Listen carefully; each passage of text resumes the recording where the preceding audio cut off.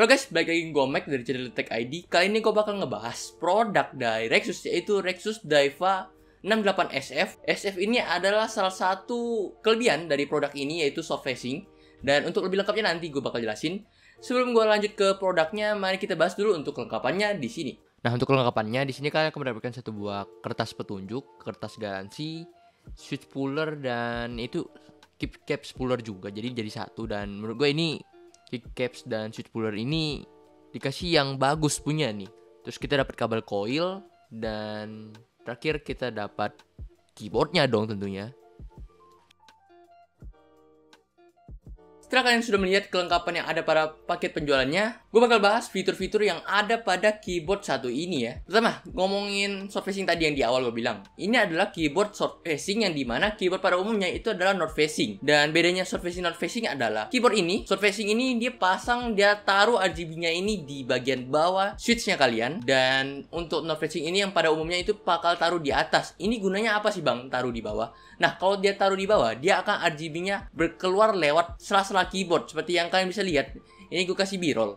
Karena keyboard ini itu keycapsnya itu nggak tembus RGB gitu. Sehingga ini lebih cocok untuk tipe-tipe yang soft facing. Jadi dia akan keluarnya lewat bawah dan lebih RGB itu lebih mengelilingi keyboard ketimbang nembusin keycapsnya gitu. Nah, kita udah bahas-bahas soal keycaps tadi ini. Gue pengen bahas untuk desainnya dulu deh. Desain dari keyboard ini menurut gue ini sangat elegan dan menurut gue ini sangat rapi dan clean gitu. Buat setup kalian yang memang tipe-tipe yang bersih gitu. Dan didukung juga dengan font dari keycapsnya ini yang menurut gue dia cukup minimalis dan gak banyak font-font gaming yang terlalu norak kadang ya. Dan dia juga menggunakan warna Tosca pada huruf per hurufnya. Itu yang membuat keyboard ini tuh terlihat jauh lebih ya clean dan rapi aja gitu. Dan juga kabelnya di sini juga mendukung banget. Mereka nyiapin kabel coil yang membuat setup kalian bakal lebih rapi lagi. Dan untuk outputnya juga sudah mempunyai USB gold plated. Jadi untuk transmisi datanya jauh lebih cepat ketimbang yang gak gold plated itu.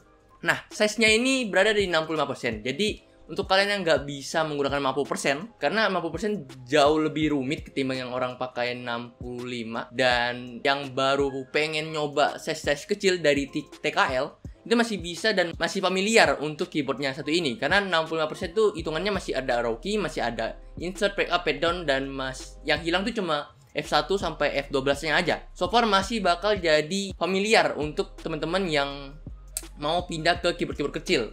Untuk bahan keycapsnya di sini, bahan keycapsnya ini ABS double injection. Jadi walaupun belum PBT tapi sudah double injection gitu. Jadi kalian punya keyboard atau keycaps itu gak cepat pudar untuk warnanya atau hurufnya gitu. Karena sudah double injection. Minimal kalau keyboard tuh double injection lah kalau nggak PBT gitu ya kan. Selanjutnya, untuk bagian bawah keyboardnya ini, kalian bisa lihat itu nggak ada yang namanya untuk stand bikin dia lebih miring, naik dikit gitu.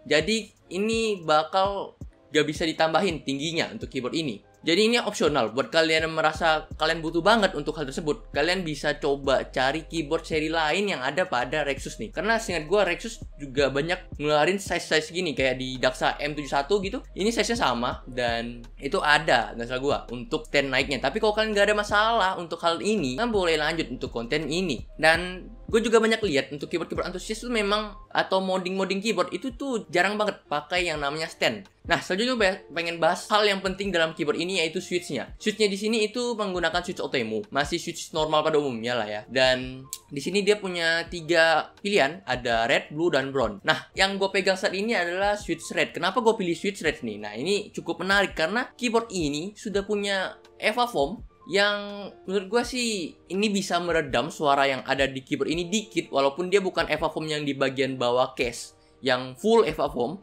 tapi dia EVA foamnya tuh mengelilingi keyboardnya ini. Jadi menurut gue sedikit untuk meredam suara-suara yang keluar gitu. Jadi untuk red switch ini kayaknya gue ini cocok banget. Ataupun kalian mau pakai brown switch juga ya oke-oke aja. Karena gue pengen coba bandingin hasil suaranya dengan keyboard Ako Red Rose Red-nya itu yang tanpa EVA foam, mana yang lebih crispy gitu hasil suaranya ya kan.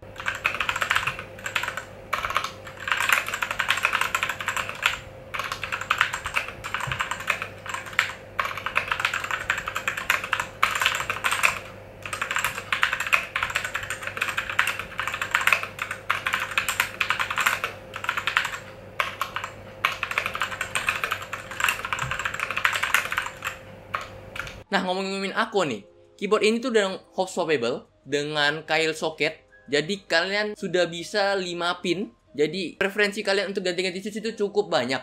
Dan gua sempet coba untuk ganti switch Otemu ini menjadi switch Aqua Red, Rose Red. Dan gue coba colok dan untuk hasil suaranya itu cukup oke juga. Dan gak ada masalah untuk cabut coloknya dengan ya mudah aja gitu. Kayak keyboard ini tuh memang bisa banget buat kalian modding gitu. Ketimbang kalau kalian yang menggunakan keyboard removable switch yang cenderung biasanya switchnya tuh lebih sulit untuk dicabut gitu.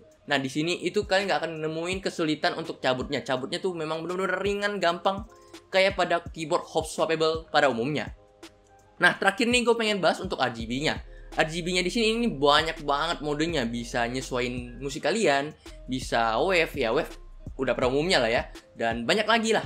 Kalian bisa temuin itu di FN Plus Insert, atau kalian pengen custom lebih banyak lagi untuk lihat RGB-nya, atau kalian pengen setting-setting makro untuk pada keyboard ini, kalian tuh bisa download aplikasi dari Rexus sudah sediain.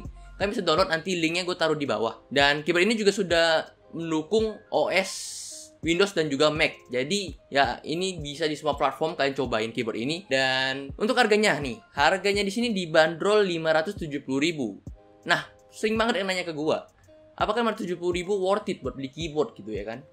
Gue masuk kesimpulan aja deh untuk ngasih kalian gambaran apakah ini worth it atau enggak. Keyboard ini tuh cocok banget buat kalian yang modder atau antusias untuk modding keyboard ini atau ganti-ganti switch, karena papan PCB-nya sudah hot swappable dan 5 pin. Jadi kalian bisa pilih switch apapun itu.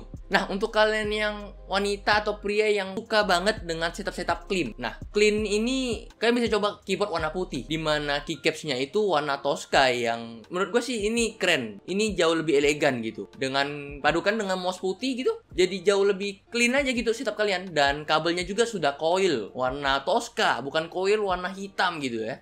Dan mungkin segitu dulu untuk review gue kali ini. Link pembelian gue akan taruh di deskripsi. Dan ingat, kalau kalian pengen beli produk yang original, kalian bisa coba link deskripsi.